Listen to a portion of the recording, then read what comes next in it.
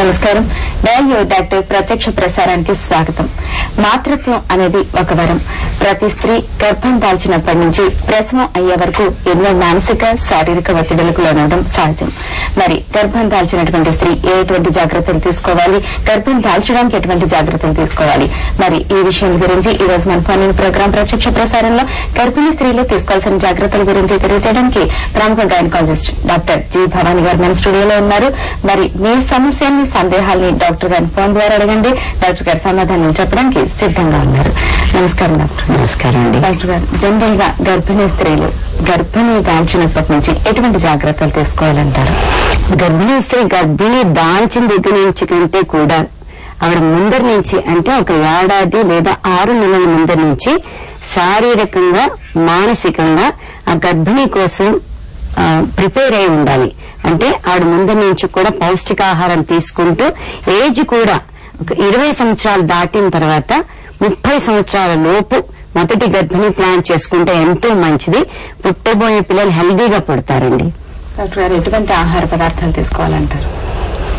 అన్ని కూడా మనకి ఈజీగా అవైలబుల్ ఆహార పదార్థాలు, అంటే పాలు, సీజనల్ ఫ్రూట్స్, అంటే ఏ సీజన్ లో దొరికే ఆ పండ్లు, ఆకుకూరలు, గుడ్డు, లేదా ఈ పప్పు ధాన్యాలు, పప్పు పదార్థాలు, ఇవి సమృద్ధిగా తీసుకోవాలి.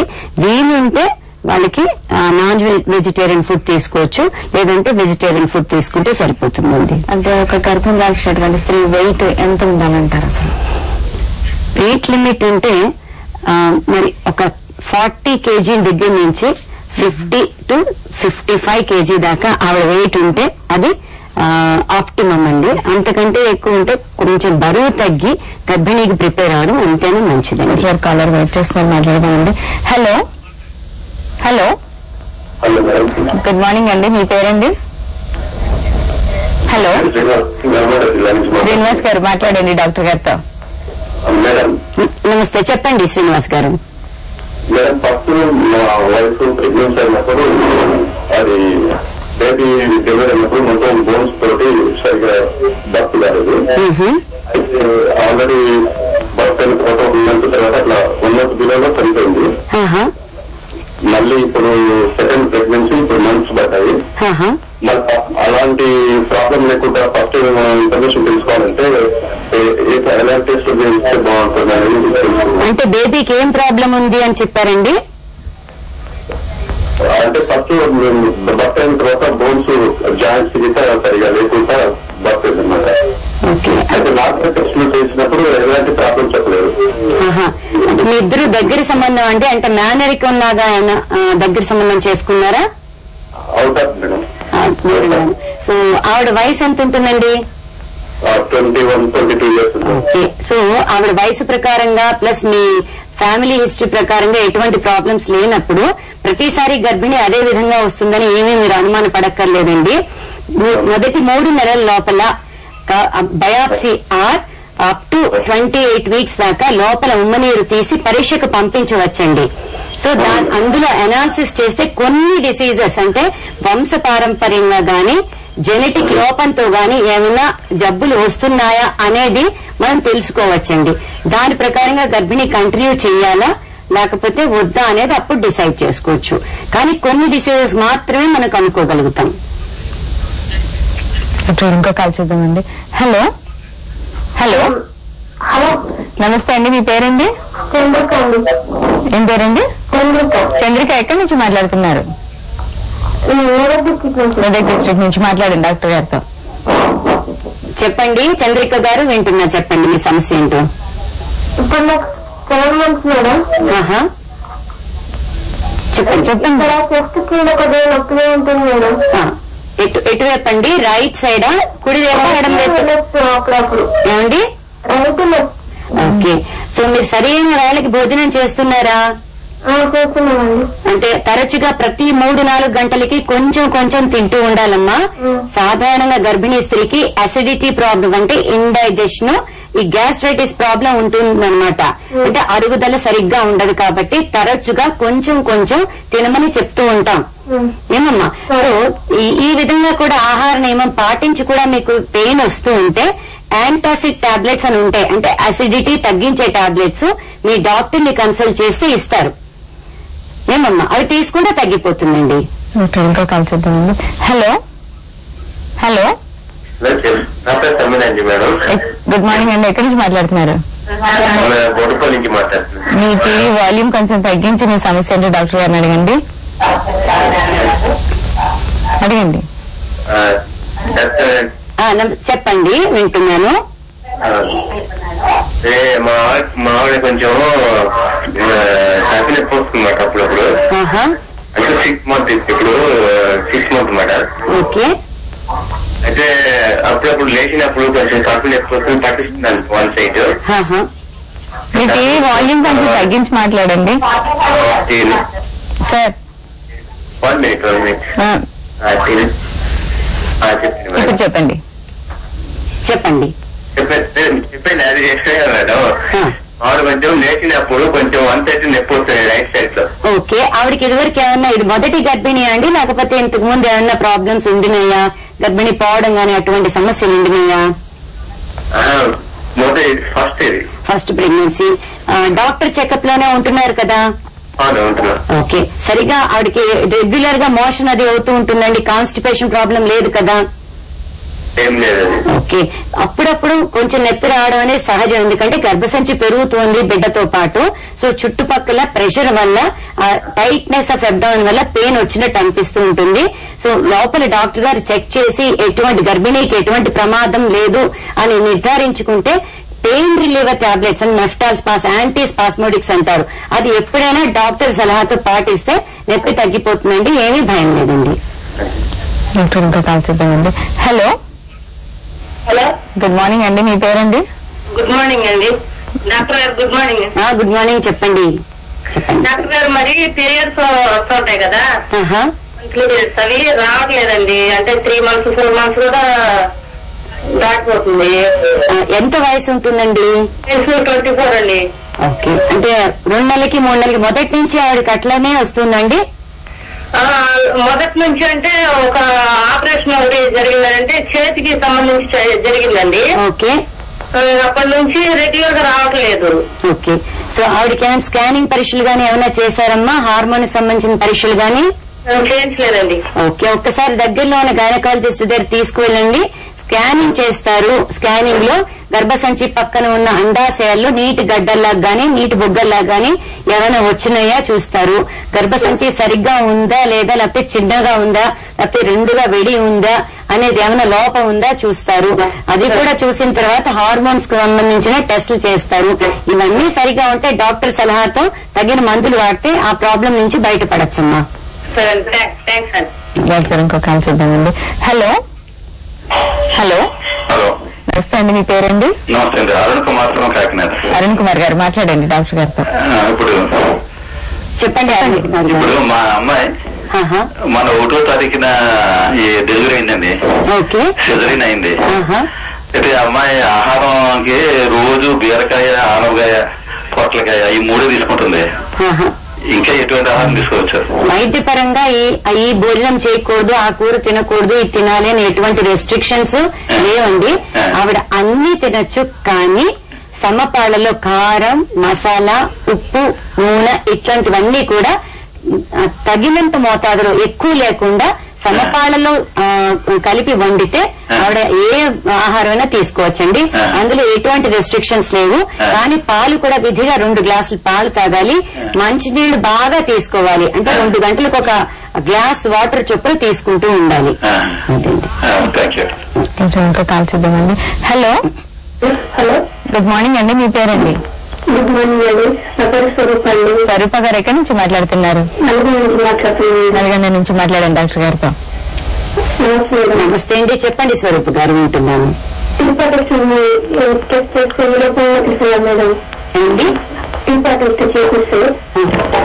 స్వరూప గారు వినిపించట్లేదు, కొంచెం క్లియర్ గా చెప్తారా? టెస్ట్ అయితే చేస్తే టిఫా టెస్టా?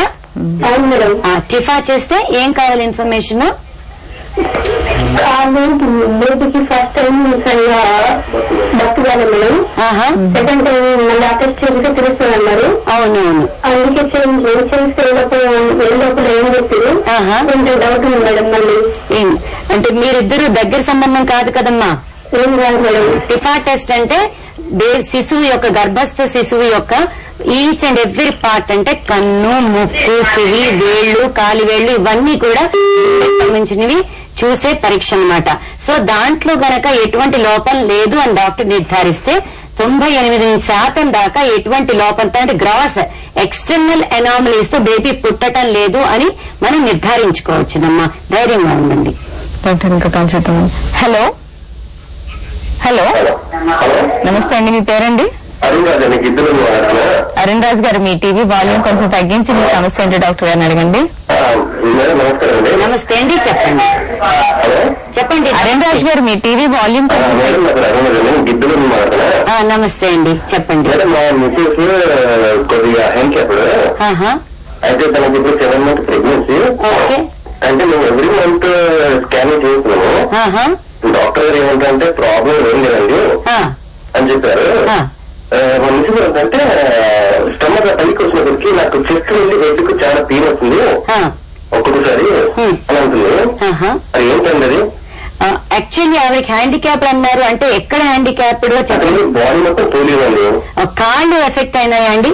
అవునండి. ఓకే, కాళ్ళు ఎఫెక్ట్ అయినప్పుడు ఏమవుతుందంటే స్త్రీ యొక్క ఈ పెల్విక్ బోన్స్ అంటారు, అంటే పెల్విక్ గడ్డిల్ ఇక్కడ డెలివరీ అవడానికి ఈ కటి ప్రాంతంలో ఉండే ఎముకల సముదాయం సరిగ్గా ఏర్పడదన్నమాట. సో ఏర్పడపోయినప్పుడు డెలివరీ అయ్యేటప్పుడు సమస్యలు వస్తాయి. అది కాకుండా వెనకాల వెన్నుపూస అది సరిగ్గా బ్యాలెన్స్ అవ్వదు. దానివల్ల ఆవిడకి బ్యాక్ పెయిన్ గాని ఈ అబ్డామినల్ పెయిన్ గాని రావచ్చు. అది స్ట్రెచ్ వల్ల వస్తుంది కానీ లోపల శిశువు వల్ల ప్రాబ్లం ఏమీ ఉండదు, కంగారు పడద్దు. కానీ ఒకవేళ ఇట్లా ఏమన్నా ఉంటే కాళ్ళకి సంబంధించినంత వరకు డిఫెక్ట్ ఉంటే గనక ఎముకల సముదాయం సరిగ్గా ఏర్పడదు కాబట్టి సిజేరియన్ అయ్యే ఛాన్సెస్ ఎక్కువ ఉంటాయి. ఎందుకంటే బయటకు వచ్చే శిశువు తన పెల్విక్ గడ్డలకి సరిపోదన్నమాట బయటికి రావడానికి. అందుకని సో కాన్పు మటుకు కొంచెం కష్టం వచ్చు, సిజేరియన్ పడే ఛాన్సెస్ ఉంటాయండి. కాకపోతే బ్లడ్ కూడా చాలా తక్కువ ఉందని చెప్పారు డాక్టర్. ఐరన్ టాబ్లెట్స్ కూడా అంటే మెడిసిన్ కంటిన్యూగా వాడుతున్నాము. ఎందుకంటే తను ఇప్పుడు తన స్టమక్ పెద్దగా పెద్ద కష్టం. అలాంటి స్టమక్ ఎప్పుడు వాక్ చేయడం ఇంకా చిన్న పనులు తీసుకోవడం ఇంకా ఇబ్బంది ఉంది. ఎక్కువ బ్లడ్ టెస్ట్ తీసుకుని కూడా ఎక్కువ బాడీ పెయిన్స్ వస్తుందని చెప్తున్నారు. తప్పదు కదండి, అంటే ఆవిడకి ఎముకలు కొంచెం వీక్ గా ఉన్నాయి, సరైన పోషకాహారం తీసుకుని ఆవిడ నడవలేకపోతే మటుకు తప్పకుండా బెడ్ రెస్ట్ తీసుకుని తీరాలండి. ఎందుకంటే ఆవిడ కష్టపడకూడదు కదా. ఎన్నో కండిషన్స్ లో మేము బెడ్ రెస్ట్ చెప్తూ ఉంటాం. అంటే ప్రెషస్ ప్రెగ్నెన్సీస్ లో రిపీటెడ్ గా గర్భిణీలు పోతున్నప్పుడు కూడా అబ్సల్యూట్ బెడ్ రెస్ట్ చెప్తాం. సో బెడ్ రెస్ట్ తీసుకున్నంత మాత్రం నష్టం ఏం లేదు, ఆవిడ రెస్ట్ తీసుకోమని చెప్పండి. ఇంకో కాల్ చేద్దామని. డాక్టర్ ఇప్పుడు ఆయన అడిగినట్టు హ్యాండిక్యాప్డ్ విషయంలో వస్తే వాళ్ళకి సిజేరియన్ అయితే పర్వాలేదు, కానీ వాళ్ళకి బేబీస్ అట్లా మళ్ళీ నార్మల్ గానే ఉంటారు, ఎటువంటి ఛాన్సెస్ ఉంటాయంటారు? కొన్ని హ్యాండిక్యాప్ అంటే యూజువల్ గా పాలీ ఎఫెక్టెడ్ ఉంటుంది, లేకపోతే కొన్ని డిఫెక్ట్ ఏర్పడుతూ ఉంటారు. అదే చెప్పాను కదండి, వంశపారంపర్యంగా వచ్చే ప్రాబ్లమ్స్ ఏమీ కాకపోతే యామ్నియోసెన్సిస్ అంటారు. అది 20 weeks దాకా లోపల ఉమ్మనీరు తీసి వాటిని అనాలిసిస్ చేస్తే ఎటువంటి డిసీజెస్ వస్తున్నాయి అనేది ముందు నుంచి మనం కనుక్కోవచ్చు. ఒక్కొక్కసారి మెరుగుజ్జు అంటే ఎముకలు పొట్టిగా ఉండడం అది జరుగుతుంటుంది కదా, అది యూజువల్ గా స్కానింగ్ ద్వారా డయాగ్నోస్ చేయొచ్చు. సో అది తల్లిదండ్రులకి ఇన్ఫార్మ్ చేసి వాళ్ళ సలహా ప్రకారం ట్రీట్మెంట్ కంటిన్యూ. చాలా వరకు వాళ్ళకి నార్మల్ బేబీస్ పుట్టేటువంటి అవకాశం ఉంది చాలా మటుకు. ఇంకో కాల్ చేద్దాం. హలో, గుడ్ మార్నింగ్ అండి, మీ పేరండి? ఎక్కడి నుంచి మాట్లాడుతున్నారు? మాట్లాడండి, డాక్టర్ గారితో మాట్లాడండి. నమస్తే, చెప్పండి చెప్పండి చెప్పండి వింటున్నానండి. చెప్పండి. వింటున్నాను, చెప్పండి.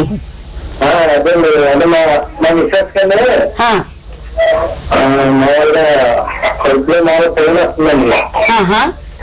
అదే ఇది వరకు 2027లో సీజన్ జరిగింది. మామూలుగా సంవత్సరం అయిపోతుందండి. అది అంటున్నాను కడుపులో పెయిన్ వస్తుంది అంటున్నాను. అంటే వీడు గర్భిణీతో ఉన్నారా ఇప్పుడు? లేదండి, మామూలుగా ఇక్కడ ఆపరేషన్ ఓకే. ఆవిడ నెల నెల బహిష్టు సరిగ్గా వస్తుందండి? తెల్లబట్ట లాంటి సమస్య ఏమైనా ఉందా? ఓకే. చెడు వాసన గానీ ఏమన్నా దురద అట్లా అంటారా?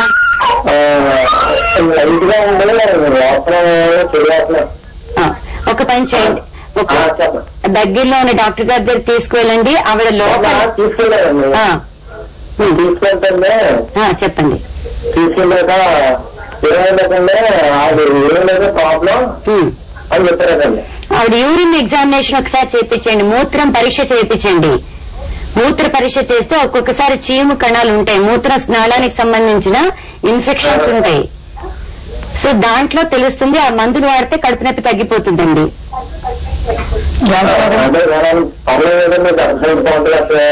డాక్టర్ గారు చూసి చెక్ చేసి ఏమీ లేదని సర్టిఫై చేశారు కదండి, ఏం ఉండదండి, కంగారు పడద్దు.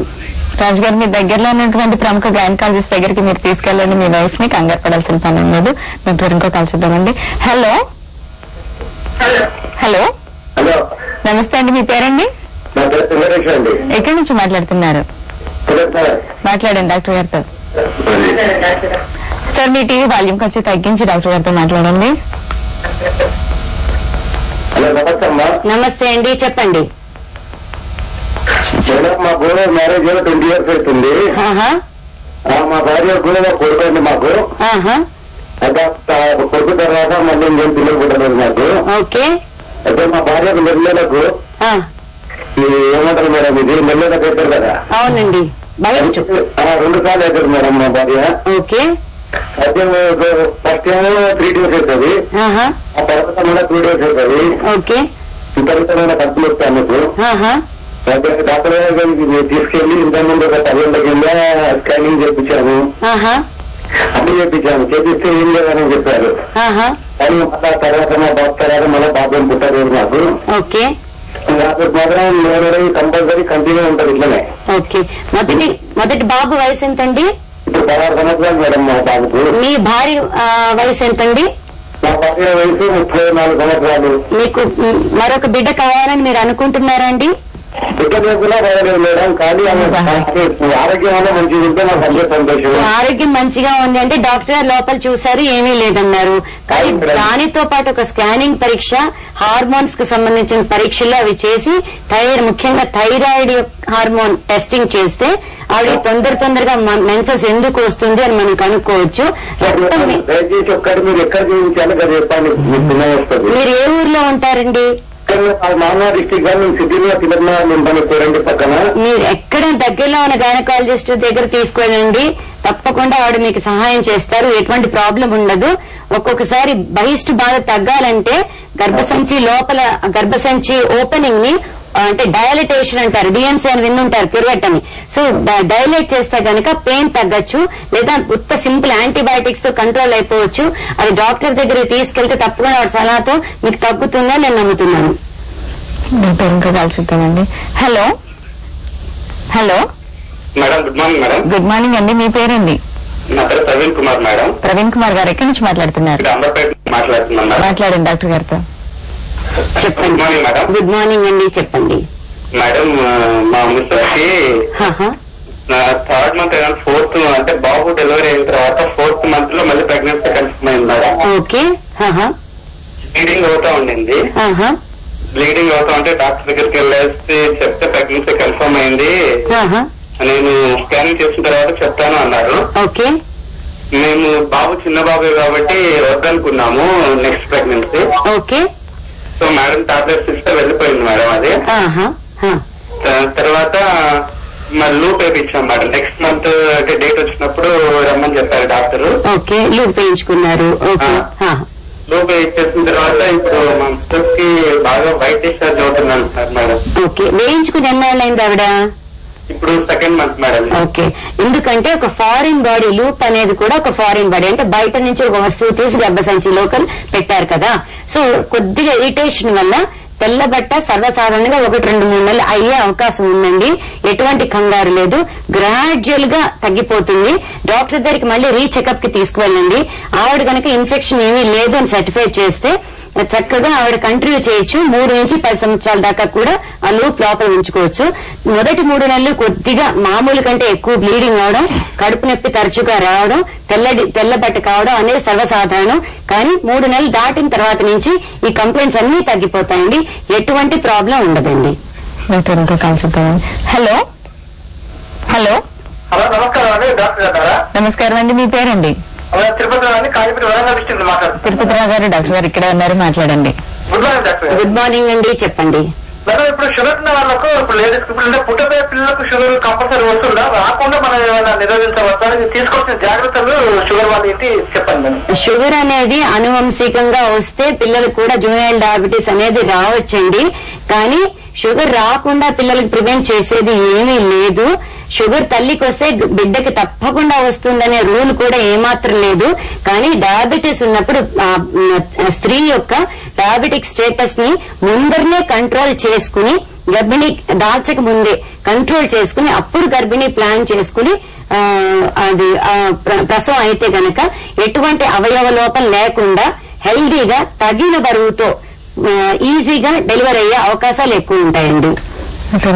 చూద్దామండి. హలో హలో నమస్తే అండి. మీ పేరండి? భారతి అండి. భారతి, ఎక్కడి నుంచి మాట్లాడుతున్నారు? భారతి, మీ టీవీ వాల్యూమ్ కొంచెం తగ్గించి డాక్టర్ గారితో మాట్లాడండి. చెప్పండి ఇప్పుడు. భారతి గారు చెప్పండి, మీ సమస్య ఏంటో వింటున్నానండి. ఫస్ట్ డెలివరీలో బేబీ హార్ట్ ప్రాబ్లం వల్ల దర్శిస్తుంది మేడం. ఓకే. ఇప్పుడు నెక్స్ట్ మళ్ళీ ప్రెగ్నెన్సీ వచ్చింది మేడం. ఓకే. అది మళ్ళీ రిపీట్ అవుతుందా ఇంకా డౌట్ గా లేదు. సో బేబీ ఎన్ని మంత్స్ ఉన్నాయి ఇప్పుడు మీకు? ఎన్ని నెలల గర్భిణి? 3rd month. సో ఒక్క హార్ట్ కి సంబంధించిన టెస్టులే కాకుండా 3rd month లో ఉన్నారు కాబట్టి డబుల్ మార్కర్ టెస్ట్ అని ఒకటి చేయించుకోండి అమ్మా. Double marker. మీ టీవీ వాల్యూమ్ కొంచెం తగ్గిస్తే మీ డాక్టర్ దగ్గరికి వెళ్తే చెప్తారండి.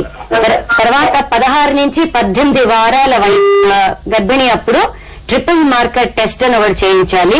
తర్వాత 22 నుంచి 24 వారాలకు టిఫా స్కాన్ అనేది, దాంతో పాటు ఫీటల్ 2D ఎకో అనే టెస్ట్ చేస్తే బేబీకి గుండెకి సంబంధించిన ప్రాబ్లమ్స్ కానీ, లేదా మెంటల్ రిటార్డేషన్ తో పుట్టే అవకాశాలు గాని, లేదా శారీరక లోపంతో పుట్టే అవకాశాలు గాని ఏమీ లేదని ఒక 98 నుంచి 99% దాకా నిర్ధారించవచ్చండి. చూద్దామండి.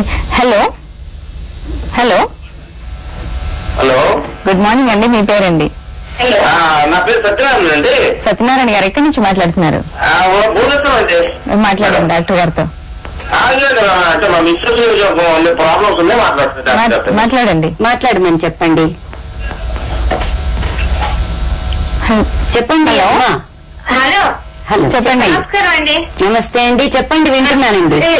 ఇది నా కాలు ప్రాబ్లం అండి. ఎడం అయితే చాలా నొప్పిగా ఉందండి. ఎత్తలేకపోతున్నాను కాలు, అందుకోసం కొంచెం చెప్తారనేసి. అంటే మీరు గర్భిణీతో ఉన్నారమ్మా? లేదండి, నాకు ఏజ్ 34 అండి. 34. ఎక్కడ నొప్పి వస్తుంది కాలు? ఎక్కడ నొప్పి వస్తుందండి? కాలు మీకు ఎక్కడ నొప్పి వస్తుంది అని అడుగుతున్నారు. నమస్కారం మేడం. చెప్పండి. లేదు మేడం, అంటే యాక్చువల్లీ ఏంటంటే 1 year బట్టి మూడు నొప్పి అండి, లెఫ్ట్ లెగ్. ఓకే. అయితే కారణం ఏంటంటే ప్రెగ్నెంట్ ఏం లేదండి, అలాంటివి లేవు. అసలు మంత్లీ అన్ని బాగానే అవుతున్నాయి, ప్రాబ్లం లేదు. ఓకే. ఈ ముడుకుల నొప్పులు సాధారణంగా కాల్షియం డెఫిషియన్సీ మీద, అంటే ఎముకలు బాగా గుల్లబారిపోవడం వల్ల వస్తూ ఉంటుందండి. ఆస్టియోఆర్థరైటిస్ అనే కండిషన్ వల్ల, లేదా ఎస్ట్రోజన్ డెఫిషియన్సీ అంటే స్త్రీలలో ఉండే హార్మోన్స్ డెఫిషియన్సీ వల్ల ఆస్టియోపోరోసిస్ అనే కండిషన్ రావచ్చు. లేదా అనువంశికంగా రుమటాయిడ్ ఆర్థరైటిస్ అనేటటువంటి కీళ్ళలో ప్రాబ్లమ్స్ ఏమైనా వస్తుందండి. అది ఎందువల్ల వస్తుంది అని డాక్టర్ టెస్టులు చేసి నిర్ధారించాలి. సర్వసాధారణంగా కొద్దిగా పెయిన్ రిలీవర్స్ వేసుకుంటే, లేదా పైపూత మందులు వాడితే, ఆయింట్మెంట్స్ వాడితే తగ్గిపోతుంది. కానీ ఎటువంటి ప్రాబ్లం అనేది ఫస్ట్ డాక్టర్ నిర్ధారించి మందులు వాడాల్సి ఉంటుందండి. చూద్దామండి. హలో హలో, గుడ్ మార్నింగ్ అండి. మీ పేరండి? గుడ్ మార్నింగ్ అండి. నా పేరు లక్ష్మీ నిర్మల అండి. లక్ష్మీ నిర్మల గారు, ఎక్కడి నుంచి మాట్లాడుతున్నారు? కుకట్పల్లి నుంచి కుకట్పల్లి నుంచి మాట్లాడండి డాక్టర్ గారితో.